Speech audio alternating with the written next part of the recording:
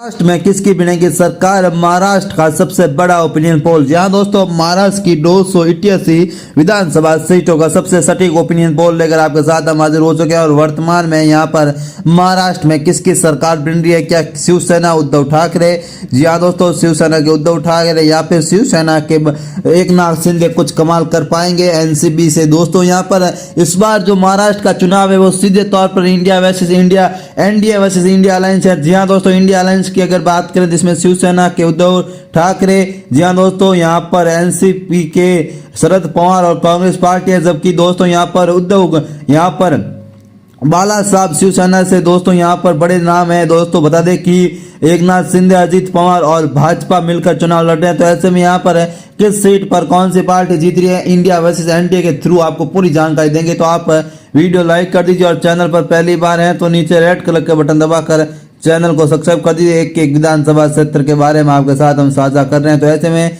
Video को like जरूर कर दीजिए। जी हाँ दोस्तों, बता दें कि महाराष्ट्र में 288 विधानसभा की सीट आती है। इन 288 विधानसभा सीटों पर काफी महत्वपूर्ण बदलाव हो रहे हैं, तो दोस्तों वीडियो लाइक जरूर कर दीजिए। सबसे पहले बात करेंगे तारा विधानसभा जिले की, तो 8 विधानसभा सीटें आती है, जिसमें 4 पर भाजपा, 4 पर कांग्रेस इंडिया अलायंस जीतती हुई नजर आ रही है। सिंधुदुर्ग की 3 सीटों की बात करें, 2 पर भारतीय जनता पार्टी, 1 पर कांग्रेस पार्टी का दबदबा हमें देखने को मिला है। सांगली की बात करें तो 8 सीटें आती है, भाजपा इस जिले में 6 सीटों पर जीत सकती है, जबकि 2 सीटों पर कांग्रेस पार्टी का दबदबा हमें देखने को मिल सकता है। नांदोड़ा की 9 सीटों की बात करें तो यहाँ पर 9 सीटें आती है, जिसमें भारतीय जनता पार्टी और इंडिया अलायंस में कांटे की टक्कर है। एनडीए यहाँ पर 5 सीटें, जबकि कांग्रेस का इंडिया अलायंस 4 सीटों पर जीत सकता है। नंदवार जिले की बात करें 4 सीटें आती हैं, इन 4 सीटों में से 2 पर कांग्रेस, 2 पर ही भारतीय जनता पार्टी जीतती हुई नजर आ रही है। नागपुर बीजेपी का सबसे मजबूत गढ़ बताया जाता है। नागपुर की 12 सीटों पर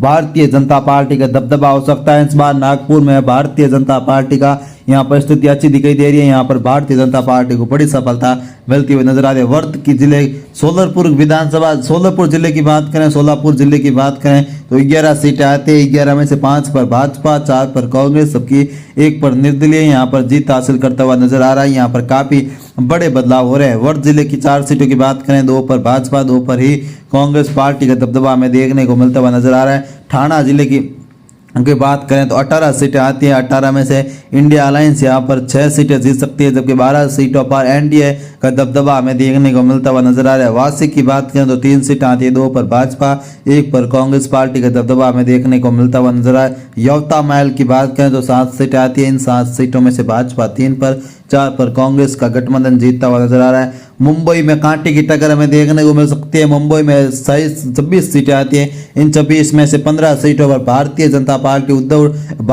पार्टी एकनाथ शिंदे और अजीत पवार मिलकर जीत सकते हैं, जबकि पीछे बची 11 सीटों पर इंडिया अलायंस का दबदबा हमें देखने को मिल सकता है। अगर रायगढ़ जिले की तरफ चले तो रायगढ़ जिले में 7 सीटें आती है। 5 पर भारतीय जनता पार्टी का एनडीए गठबंधन जीत सकता है, 2 पर कांग्रेस पार्टी जीतती हुई नजर आ रही है। अहमदनगर की 12 सीटों की बात करें, 4 पर भाजपा, 5 पर कांग्रेस पार्टी, 2 पर ओवैसी की पार्टी का दबदबा हमें इस क्षेत्र में देखने को मिल सकता है और उनको यहाँ पर बड़ी सफलता इस बार मिल सकती है। पुणे की 21 सीटों की बात करें तो पुणे में यहाँ पर कांटे की टक्कर देखने को मिल रही है।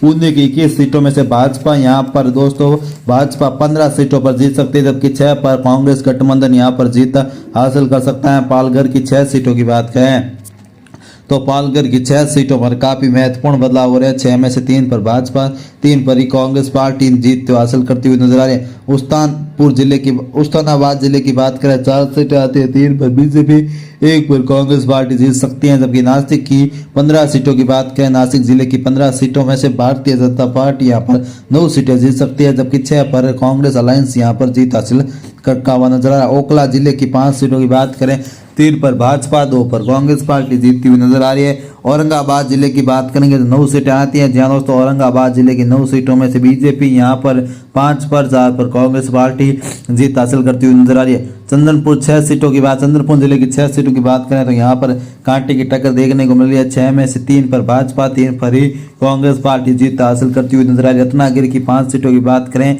तो यहाँ पर भाजपा 4 पर जीत रही है, जबकि 1 पर कांग्रेस पार्टी का दबदबा हमें देखने को मिलता हुआ साफ तौर पर नजर आ रहा है। धुले की 5 सीटों की बात करें तो 3 पर बीजेपी, 2 पर कांग्रेस पार्टी जीत हासिल करती हुई नजर आ रही है। बिड की 6 सीटों की बात करें 4 पर इंडिया जबकि 2 पर एनडीए गठबंधन जीतता हुआ नजर आया।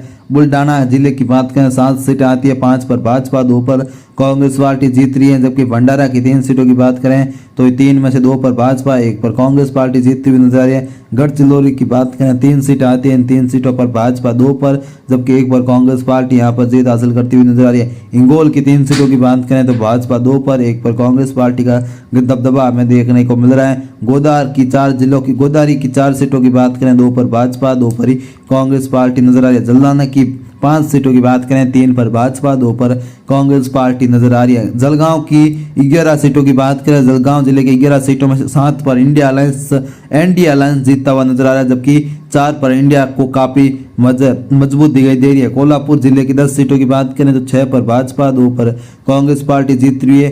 पानी की 4 सीटों की बात करें तो यहाँ पर भारतीय जनता पार्टी को बड़ी सफलता इस क्षेत्र में मिलती हुई साफ तौर पर नजर आई और कहीं ना कहीं काफी महत्वपूर्ण बदलाव यहाँ पर होते हुए नजर आ रहे हैं। अगर बात करेंगे नंदुबार की तो यहाँ पर दोस्तों काफी बड़े बदलाव होते हुए साफ तौर पर नजर आ रहे हैं। 4 में से 2 पर भारतीय जनता पार्टी, 2 पर ही कांग्रेस पार्टी जीतती हुई नजर आ रही है। वासीमा की बात करें तो 3 सीटें आती है, इन 3 सीटों पर भारतीय जनता पार्टी जीतती हुई नजर आ रही है। अमरावती की 8 सीटों की बात करें तो भाजपा 4 पर ही इंडिया अलायंस जीतता हुआ नजर आ रहा है। नागपुर में काफी बड़े बदलाव हो चुके हैं दोस्तों। अगर बात करेंगे इंगोल की तो यहाँ पर 3 सीटें आती हैं, 2 पर भाजपा, 1 पर कांग्रेस पार्टी जीतती हुई नजर आ रही है। यहाँ पर अगर बात करेंगे मुंबई के उपनगर की, जहाँ दोस्तों यहाँ पर 26 सीटें आती है, काफी महत्वपूर्ण है। मुंबई सिटी की 10 सीटों की बात करें तो भाजपा यहाँ पर 6 पर जबकि 4 पर इंडिया अलायंस जीतता हुआ नजर आ रहा है। रायगढ़ में भी 7 में से 5 पर भाजपा जीत हासिल करता हुआ साफ तौर पर नजर आ रहा है। तो दोस्तों यह वीडियो आपको कैसा लगा कमेंट करके जरूर बताएं। फिर मिलेंगे नए